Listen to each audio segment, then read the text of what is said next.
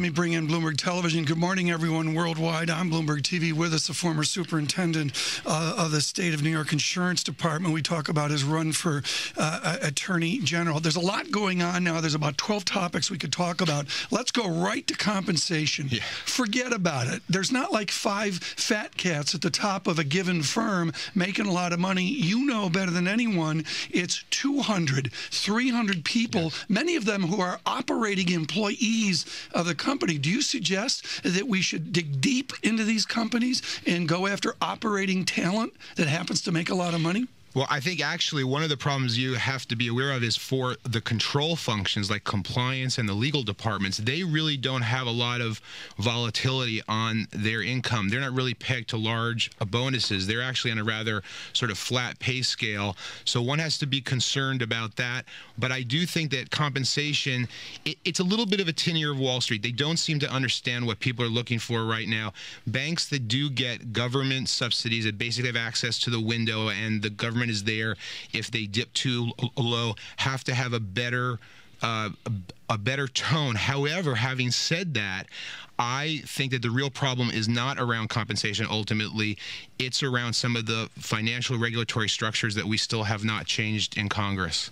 Well, we do have your Financial Times opinion piece here. Split the financial supermarkets to make them safe. How so? Yeah, I think that the two big footfalls, the catastrophic errors that Congress made, was the abrogation of Glass-Steagall and the creation of unregulated derivatives. I don't mean the creation of derivatives. I mean unregulated, by which you can have as much capital or as least capital as you want behind them. So the Commodities Futures Modernization Act, to me, was a disaster, and the complete abrogation of Glass-Steagall was a disaster. Those two in 99 and 2000 put us where we are. But this is critical. If we're going to have a renewed Glass-Steagall, what do we borrow from the past, and what's the new that you would suggest? Yeah, the new, to me, the new is you cannot permit a leverage unit that is essentially being subsidized by America and the taxpayers from a depository base. That was the central learning of Glass-Steagall,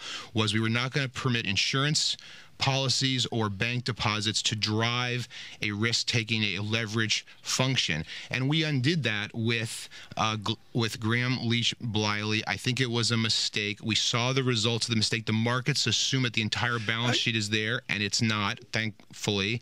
But the results are you get runoffs in the insurance industry and you get runs on the bank and the banking industry. I've got to ask on credit default swaps. You were out in front of this AIG debacle. It sort of drifted to the background. They don't make cars.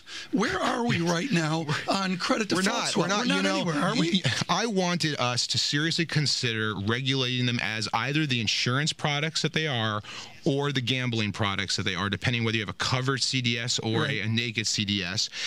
Everyone convinced the governor and the New York State Insurance Department that they were going to take care of it. The federal government was going to step in and have some kind of clearing function with the right kind of capital requirements set up, and it simply still isn't done yet. And I'm really shocked that a year after this particular instrument wrought a lot of havoc, it is still not solved yet. In fact, I don't think it's been changed at all, arguably. And quickly, Ken, what do you call it when it's like Attorney General? It's Attorney General? Well, AG, which also stands for Acting Governor, or Aspiring Governor. Aspiring governor. Very good. Thank you, Eric Schatzker and Deirdre Bolton with Eric Dinallo and Governor Cuomo, the aspiring governor, or whatever. Thanks so much.